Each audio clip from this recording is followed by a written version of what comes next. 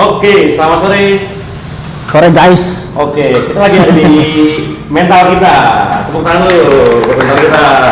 Oke. Hari ini gue kedatangan tamu nih. Jadi kita hari ini mau ngomongin soal mental kali ya. Mental. Lebih ke apa? Self apa tadi? Self diagnose. Self diagnose. Oke. Silakan lu perkenalkan dulu. Siapa nih dengan abang siapa? Jadi kenalkan semuanya ya, nama gue Hafiz. Gue sebagai pendukung salah satu paslon. Oh, gue sebagai narasumber pada hari ini sih sebenarnya. Narasumber. Nah, jadi gue mahasiswa psikologi yang lagi belajar tentang psikologi juga. Oh, gitu. Salah satunya tentang kesehatan mental. Tentang kesehatan mental gitu. Iya. Punya grup gak sih? Punya grup, punya. Grupnya apa namanya? Untuk sekarang sih gabungnya sama IDBH. Indonesia Darurat Broken Home. Oke, jangan lupa di follow. Coba ya teman-teman ya, kalau mau tahu tentang mental health atau dan ya pokoknya tentang mental gitu ya. Iya. Langsung aja boleh DM IG-nya. Oke, gimana lanjut Mas? Ngobrolin self diagnose. Itu maksudnya gimana ya Mas? Oke, self diagnose itu ya Bang ya. Jadi self diagnose itu biasanya diagnosa suatu, biasanya penyakit ya, penyakit. Tapi kalau di psikologi itu dia tentang kesehatan mental. Self diagnose tentang kesehatan mental ini anggap aja kayak tau nggak Bang tentang bipolar atau schizofren atau anxiety. Mungkin gua taunya ya kayak bipolar kali ya. Oke. Bipolar doang gua taunya. Oke.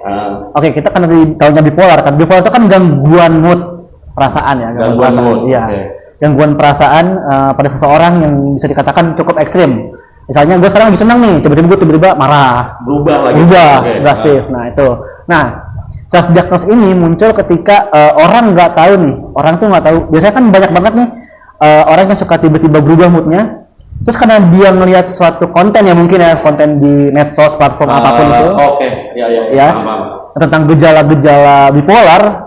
Terus karena dia ngerasa relate nih sama dirinya, terus dia ngerasa dirinya tuh, wah gila ini gua banget nih. Ternyata gue bipolar loh. Oh gitu. Iya. Banget nih. Iya, dulu banget. Di platform apapun kayak TikTok lah. Iya. Instagram Betul. Oke.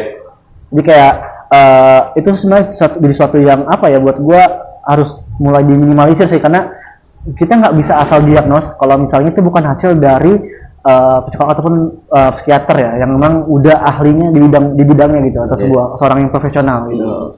Sementara kalau misalnya dari konten-konten TikTok, Instagram, Twitter apapun itu kan kita nggak tahu secara validnya seberapa bener sih nih beritanya, kalau dan ini seberapa akurat sih kalau itu sesuai sama diri lu. Kan itu anggap aja lah dia cuma dari sebuah jurnal, kan lu nggak bisa nentuin dari situ doang. Jadi lu harus ada pernyataan secara resmi dari psikiater ataupun psikolog lah pokoknya. Jadi lu harus ketemu juga kayak psikolog atau psikiater gitu. Iya, betul. Ngobrol gitu ya. Ngobrol aja dulu, ngobrol. Siapa tahu nyaman kan? Siapa tahu nyaman. Gue bakar apa ya? Bakar dulu biar kita ngobrolnya enak.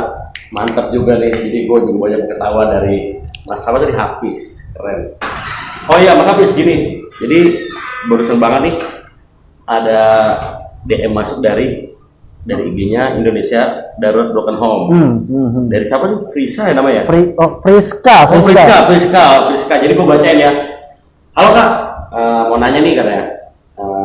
Soalnya saya malu kalau pakai real akun ya. Ini berarti real second ya atau gimana? Berarti fake account dong. Fake account ya. Gitu. Saya akhir-akhir ini suka overthinking gitu Mas. Jadi kayak gelisah. Terus kemudian lah waktu itu sampai baca TikTok kalau itu gejala bipolar. Berarti aku bipolar ya Mas gitu. Nah, pas banget dibahas nih kan. Pas banget dibahas. Komen. Oke, siap. Sebenarnya tadi ya, kita tuh nggak bisa mendiagnos diri sendiri gitu loh. Kalau misalnya kita mendiagnos diri sendiri itu nggak valid, belum tentu bener adanya. Siapa tahu cuma butuh istirahat. Karena lu mungkin biasanya ya overthinking itu kan karena kekurangan istirahat atau banyak pikiran yang mungkin emang masalah itu belum bisa diselesaikan gitu kan. Jadi banyak overthinking dan akhirnya lu cemas karena terlalu banyak banget masalah yang datang nih, banyak banget distraksi, lu nggak tahu nih mau menyelesaikan yang mana dulu. Sampai akhirnya lu bingung nih, gelisah kan. Jadi lu sampai kan di situ kan bilangnya dia overthinking. Terus ganggu ke mood juga kan. Nah, kemudian gitu. Iya. Kalau kita baca secara umumnya ya kita ketahui ya kan manusia itu normalnya ya butuh waktu tidur itu kan 7 jam ya per hari. 7 jam per hari. 7 jam per hari ya kan. Itu tuh dengan pola tidur yang normal ya. Anggap aja jam 9 tidur lah, bangun jam 5 gitu kan. Terus beraktivitas. Nah, kalau misalnya kita tidur kurang dari 7 jam gitu ya. Itu bisa mengganggu juga sama perasaan kita, ke mood kita. Iya, karena kan yang namanya kita capek kan, Nah. istirahatnya kurang, terus tiba-tiba digangguin gimana sih? Yang namanya kalau kita lagi capek-capek terus digangguin pasti kan nggak enak gitu kan. Ya, kayak tidur kurang gitu. Tidur kurang kan. Kayak marah nih, Nah. bangunin gua gitu. Nah iya, Iya, iya. itu tuh berpengaruh juga. Mungkin bisa jadi si Friska ini dia mungkin kurang tidur, terus juga karena tadi banyak distraksi. Jadi kalau misalnya dia nyatain kalau dirinya bipolar, belum tentu bisa dinyatakan bipolar. Oh gitu. Satu, saya pun tidak berhak ya, karena saya masih mahasiswa ya, belum yang bersertifikasi ataupun profesional. Jadi saya masih mempelajari nih. Jadi kalau misalnya apa namanya, kalau dia ditanyakan bipolar atau enggaknya, coba nih Friska nih bisa langsung aja konsultasi ke Coba konsultasi dari konsultasi ke psikolog atau psikiater yang mungkin lebih relate atau maksudnya lebih akurat lah datanya. Itu nggak harus malu kalau misalnya bingung, kan banyak nih sekarang yang pusat-pusat kesehatan masyarakat ya kayak puskesmas, Ya. rumah sakit kan yang udah menyediakan psikolog untuk masyarakat umum gitu Oh, kan. ada ya? Ada. Oke. Ada. Jadi jangan malu-malu buat tanya, itu buat tahu nih sebenarnya diagnosanya apa nih yang terjadi sama Friska nih. Oke. Makanya nggak bisa asal langsung diagnos diri sendiri kalau dirinya itu bipolar, walaupun itu cuma sekedar lewat dari konten Ya. yang kita pun nggak tahu Konten nih. lewat gitu ya? Iya, konten lewat. Konten lewat gitu kan? Yang cuma kalimat-kalimat kan banyak tuh sekarang tuh. Kalau misalnya kalau dipikir-pikir ya, kita pun nggak tahu kan itu Itu dari mana gitu? dari mana, iya benar. Sumbernya gitu kan? Sumbernya kita nggak tahu dari mana, apakah itu valid atau cuma dari Google artikel-artikel yang mungkin nggak jelas gitu kan, kita nggak tahu. Makanya lebih baik nih Rizka atau teman-teman semua ya kalau misalnya ngerasa ada gejala-gejala yang mungkin tentang kesehatan mentalnya, terhadap dirinya sendiri ya, kesehatan mental diri sendiri ya, ada gangguan sedikit, kalaupun misalnya nggak gangguan juga nggak apa-apa kalau mau konsultasi langsung ke psikolog dan psikiater, karena itu untuk kesehatan diri sendiri. Emang apa kenapa harus mikir banyak sih gitu. Gue mau ngaku jadi bipolar bisa nggak sih? Jangan dong. Ada mudaratnya juga ntar ya kan? Iya kan? Gue mau ngaku jadi kan di bio gue tulis bipolar boy. Yo, asik kan? Agak gimana ya? Kayaknya lu pengen lihat bipolar banget sih kalau kayak gitu. Ada ya? Jadi kayak itu istilahnya FOMO, FOMO, feeling gitu. out, missing out gitu. Jadi kayak ketika lu takut ketinggalan sama sesuatu yang sedang tren. Oh, gitu. Iya. Emang tren banget bipolar ya? Nggak tahu sih, gue juga nggak ngerti.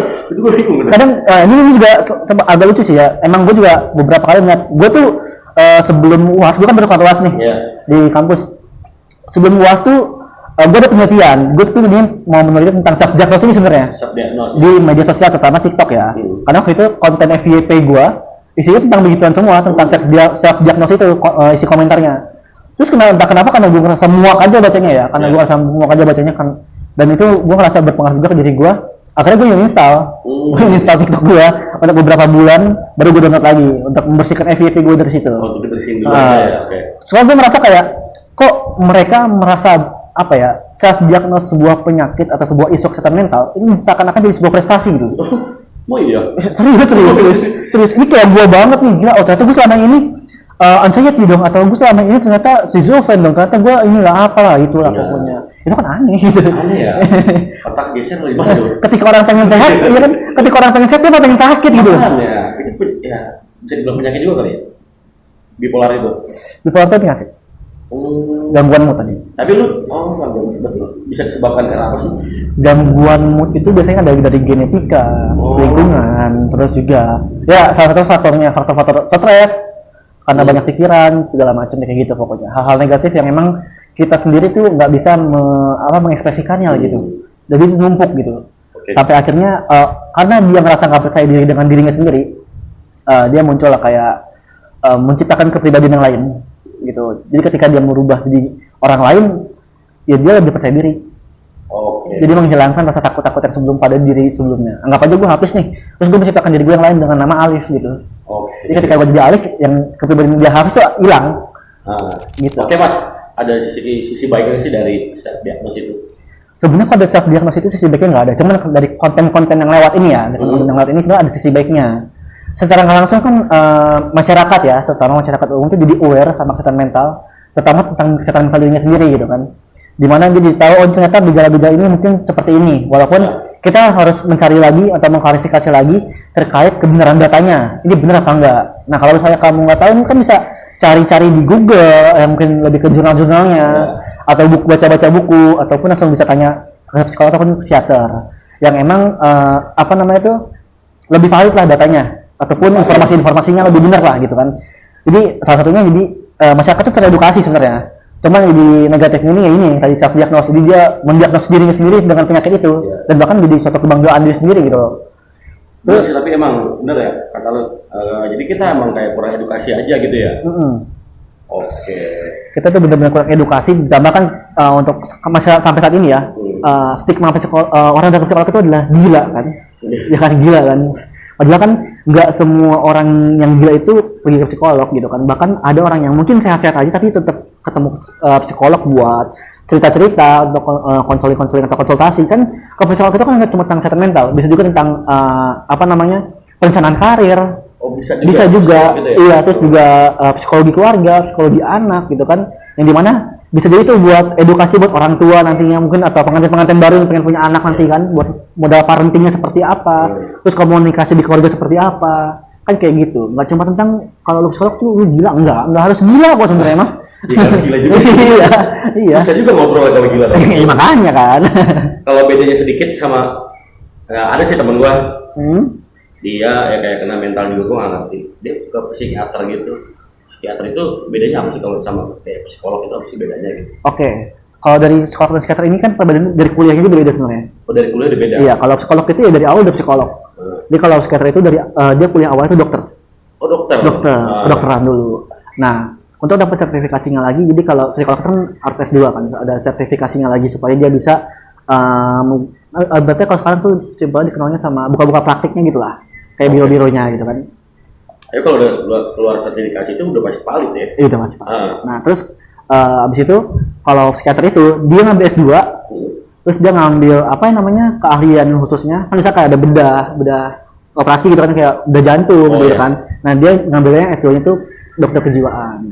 Oke. Nah, terus juga psikolog itu nggak pakai obat. Psikolog nggak pakai obat? Kalau psikiater itu ada obat-obatannya lagi. Oh, dikasih obat-obatan dia? Iya, dikasih obat-obatan. Itu kayak dokter. penentang apa gimana sih? Nggak ngerti juga ya? Nggak ngerti juga sih, tergantung kebutuhan mungkin ya. Tergantung diagnos dari si psikiaternya seperti apa. Jadi dicek dulu diagnosnya apa Iya, nih gitu, baru dikasih obatnya gitu ya? Betul, Oke. kayak gitu. Ini ada lagi nih yang mau bertanya nih. Tuh, baca. Dari siapa nih? Dari Erika. Dari Erika ya? Nih, ada lagi nih pertanyaan nih guys. Oh, ini agak melenceng. Agak melenceng. Kak, caranya bisa move on dari mantan? Waduh. Emang bisa ya? Bisa. Abang punya mantan nggak nih? Punya. Nah, kalau dari abang gimana? Kalau dari gue pribadi, move on ya. Kalau gue pribadi move on ya, gue nyari kesibukan gue aja, nyari kerja. Emang gue kerja lah gitu kan, kerja.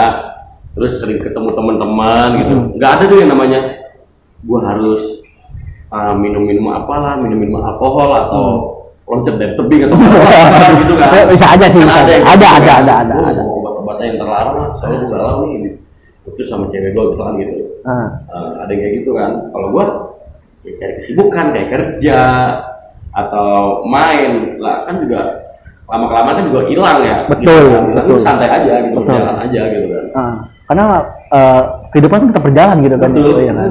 Kalau dari gue sih, ya sebenarnya nggak jauh beda ya. Cuman ketika lu ngejalanin jatuh cinta ya, kan jatuh cinta. Ada jatuh, ada cinta kan. Iya kan. Ketika lu jatuh ya bisa nerima itu juga. Nggak masalah mau nerima cintanya doang gitu kan. Jadi kan enaknya doang. Gitu. Iya, betul gitu kan. Jangan mau enaknya doang. Jatuh, gitu nah iya, kalau gua terakhir kali nih ya gue putus nih ya. Terakhir kali ini ya gue putusnya itu sekitar sekarang udah ada. Itu berarti sekitar 10 bulan yang lalu lah. Oh gitu. Nah, mikirnya gini, ketika satu pasangan kita ya, pasangan gua waktu itu minta putus, ya gue menerima itu. Menerima keputusan dia. Mau nggak mau? Iya, karena berarti gue menghormati dia juga. Betul. Dan gue menghargai dia juga. Tapi kan kalau misalnya dia nanya nih, berarti dia nggak menghargai perasaan lu dong? Iya, kan dia udah pengen mengakhiri. Masa lu mau lu paksa perasaan lu yang sepihak doang sih? Lu maksa dulu apa emang udahlah gitu aja? Gue udah gitu aja. Udah gitu aja. Gue harus menerima itu karena yang susah dari move on itu adalah menghilangkan kebiasaan-kebiasaan bersama pasangan. Betul, tiap hari sama dia, iya. Gitu, main kemana sama dia, gitu kan. Atau sesimpelnya lu sering cek makan sama dia. Simpelnya kayak lu sering chattingan berdua. Iya, masih lah, intens gitu. Iya, seakan-akan kan kayak dan hilang gitu kan. Nah, kalau gue ya udah, jalanin aja namanya proses. Proses itu kan ada manis ada pahitnya gitu kan. Itu pendewasaan itu. Life must going on lagi tuh juga pasangan kan manusia cuma satu di dunia ini gitu. Betul. Sebenarnya gue gini bang, ada satu perkataan benar dari temen gue ya, ini temen tongkrongan gue dari SD ini ada sekarang nongkrong ya. dari gue SMP nongkrong tuh jadi prinsip gue, walaupun gue juga sempat punya prinsip yang sama, cuman perkataan dia tuh lebih berat lagi buat gue. Oh gitu. Apa tuh? Jadi gue itu kalau jalan hubungan tuh selalu 100% ngasih hati gue buat dia. Wih. Tapi kan kapasitas hati gue 1000%. Oh iya. Jadi kalau misalnya gue kehilangan 100% ya gue masih punya 900% lagi kapasitas Masih ada sisanya dong. Iya Iya. dong. Jadi gue nggak terlalu sakit hati banget lah. Jadi lu boleh jor-joran tapi ingat ada risikonya juga. Betul. Pasti lah. Masa lu mau untungnya doang gitu kan? Iya. Nggak mungkin semuanya berjalan dengan mulus gitu kan? Oke. Sudah selesai kayaknya Mas Hafiz, kita tadi alhamdulillah udah ngobrolin kayak self diagnose, terus bipolar, sama apa tadi terakhir? Pokoknya tentang isu kesehatan mental lah ya. Betul. Dan terakhirnya mantan ya. Tentang mantan.